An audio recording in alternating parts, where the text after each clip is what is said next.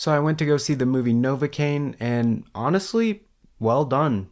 I'm starting to get really tired of movies that are like, guy who you wouldn't expect to be good at fighting is actually really good at fighting type of movie. And with A Working Man coming out and Love Hurts just last month, which honestly, in hindsight, I was probably a little too fair on. I wasn't too excited about Novocaine, but I actually left the theater pretty satisfied because it's actually not that type of movie. So, with that being said, let's get right into the preliminary hearing. The movie stars Jack Quaid, who honestly I can't really stand anymore. I just think that Hollywood actors need to stick to acting in movies rather than acting like politicians or political commentators. I also just hate when people flip off their fans in like half of their social media pictures, but all that aside, he is a pretty good and successful actor, even if it's for purely nepotistic reasons. This is his second movie in like 6 weeks. I just did a review on Companion if you guys want to go check that out. The movie also stars Amber Midthunder, who, cool name, but I don't recognize her from anything. We've also got Jacob Batalon, who we all know and love from the MCU Spider-Man movies, and I also recognize Betty Gabriel too. The movie is rated R and runs at about 110 minutes. I don't have a budget right now just because I got early access and went to go see the movie so damn early. So thanks Paramount for the adrenaline rush event. Much appreciated. And as usual, a quick synopsis from IMDb. When the girl of his dreams is kidnapped, a man incapable of feeling physical pain turns his rare condition into an unexpected advantage in the fight to rescue her. The trailers are fine, they do their job, but they aren't really anything memorable and maybe even undersell the movie a bit, which again I was really impressed by. My new format where I just drop the plot overview and talk about the details of the movie was a good idea, so I'm just going to stick to that from now on. As usual though, from this point on I will be talking spoilers, so if you want my final verdict spoiler free, skip to this time in the video. So we'll start with the basics. The production design is fine, nothing crazy, just your regular old inner city vibe. The sound design is okay, it's just that the gunfire is totally wrong. It's exactly like what I was talking about in my Mickey 17 review. The gunfire in this movie is just not grounded, it's just trying to be ear candy, and that's okay for some people, but for me it's just a little too much. The soundtrack wasn't bad though. Again, like usual, it's not like your Interstellars or How to Train Your Dragons of the world, but I did notice it and how it worked alongside like the dramatic moments of the movie. The cinematography is awesome. It really added a lot to the choreography in a lot of the fighting scenes. The editing and color grading was good. It was very easy on my eyes. The special effects were good too, maybe a little bit over the top here and there. As far as the plot goes, the story was really good, the premise was really good, and the research backing it up was excellent too. It follows the traditional storyline and pays very close attention to detail in the process. The pacing was fast and on point, doesn't waste the audience time, especially with the help of Nathan's character, who could drive a plot up the mountain in this movie. There's just a couple of questionable scenes, like this part where a guy gets maced and he's like hardly fazed by it, but just little stuff like that. One of the bigger issues with the movie was the conflict. The whole conflict of the movie is that Nathan is in love with this girl Sherry and he needs to be the one to save her. But that doesn't ever actually happen. It actually ends up being more Sherry saves him than him saving her.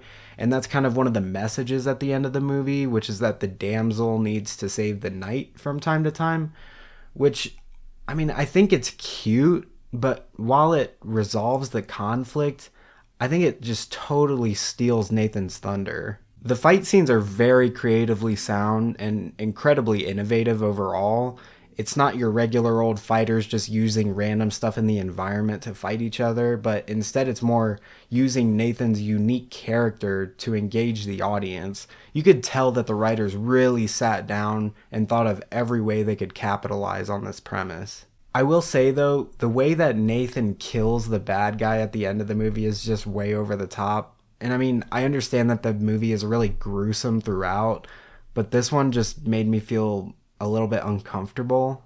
The movie is pretty funny. I wasn't like laughing out loud or anything, but there were definitely some moments where I couldn't help but let my cheeks bulge and my teeth show.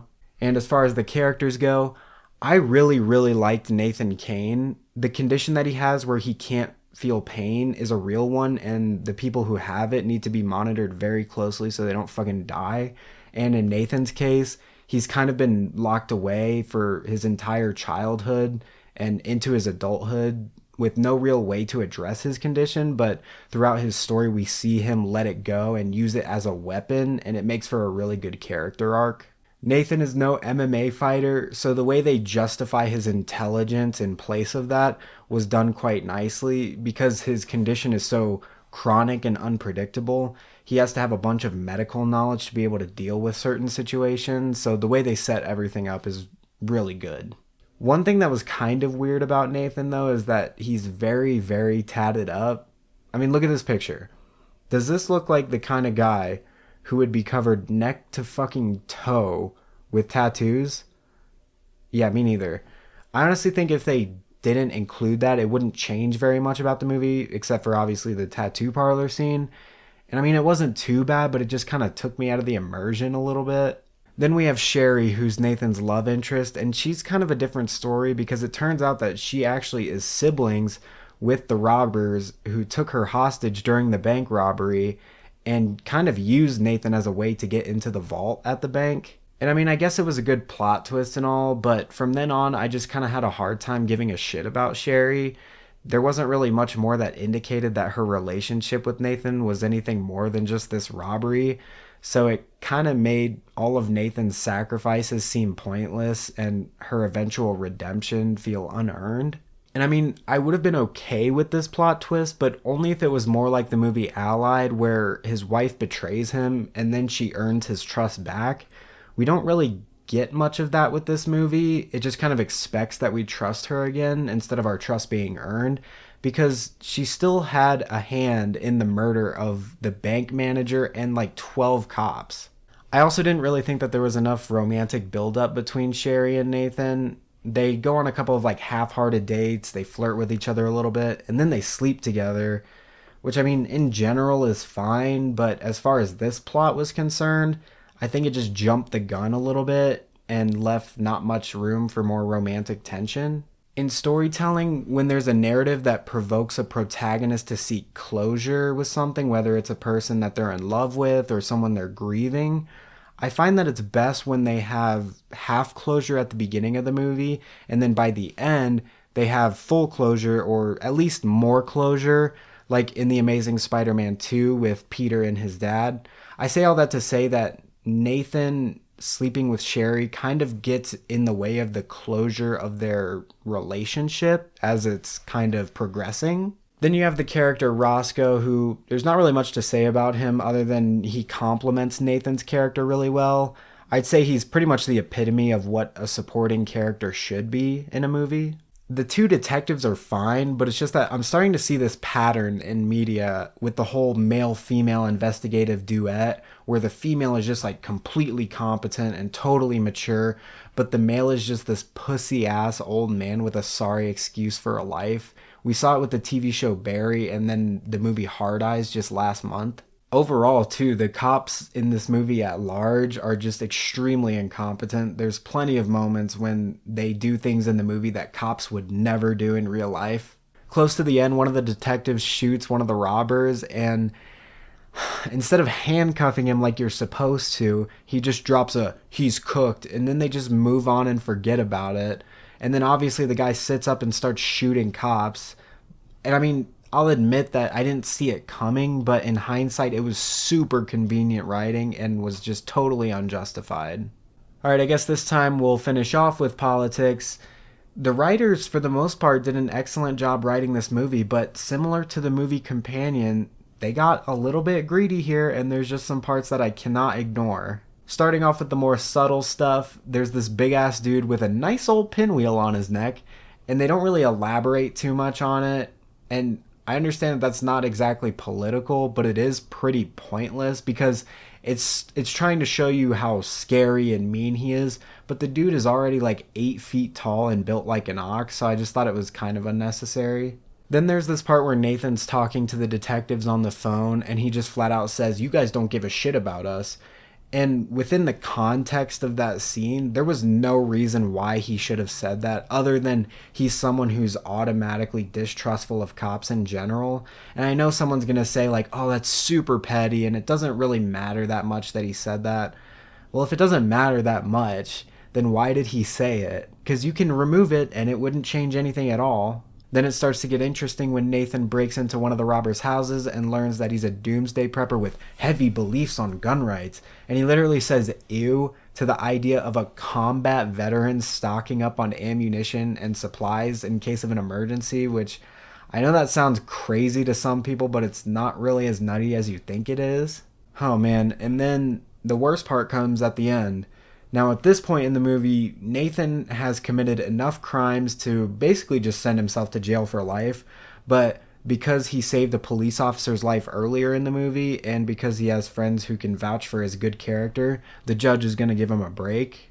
And I mean, that seems pretty reasonable, right? Wrong, silly. No, it's not enough that he saved a police officer's life, is generally a good citizen, and has a completely clean record. No, no, no, no, no. That's not good enough. At least not for the writers. No, there's something else. There's something else that stands out about Nathan that clearly wipes any suspicion of wrongdoing. This detective, who I forgot to mention earlier is a black woman, just straight up says to Nathan, because he's a white man that works at a bank, she'll give him a break. I mean, how could the writers possibly overlook an opportunity like that for a black woman in a position of authority to say something like that to a white man? I was disgusted when I heard this, and you know that if the tables were flipped, that we'd be having a totally different conversation right now. And because of this, it's going to defile my rating for this movie. And speaking of ratings, for my final verdict, I will be ruling in favor of the movie Novocaine at 68%. I felt entertained. I felt engaged, but similar to the movie Companion, there was just a few questionable narrative choices and definitely some greed on the writer's part. Now, should you go see this movie? Should you rent it or stream it or just not watch it at all? I would actually say go see it, but only in the sense that it's probably going to be the best movie until next month when The Amateur comes out. But at the same time, we still have Black Bag coming out, and I'm cautiously optimistic about The Woman in the Yard.